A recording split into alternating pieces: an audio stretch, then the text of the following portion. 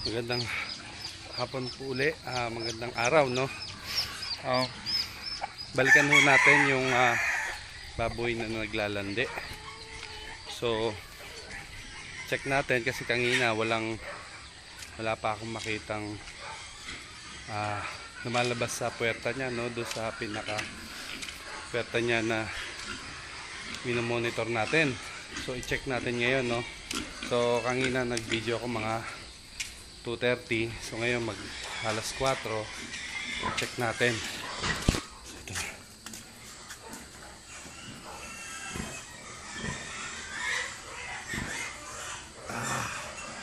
Ayan na siya.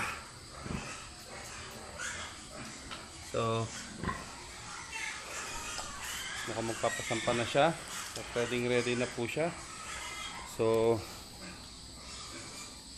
ayan po, kung may mga nagre-release na siya, no, or mamasama siya na siya. So ito yung mga palatandaan natin na isa sa pwede na.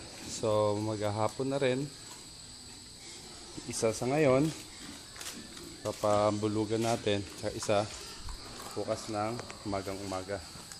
So hintayin lang natin yung parako niya na tingnan natin kung magpapasampa rin siya, no? So yun lang po. So ipopost ko muna po yung video na to habang inaantay ko yung barako.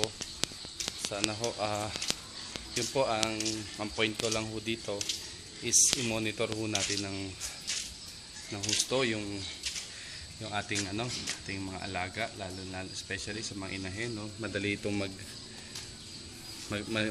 malipasan ng paghihit niya. So maraming po salamat ulit. Post ko muna po itong video na to. Salamat po.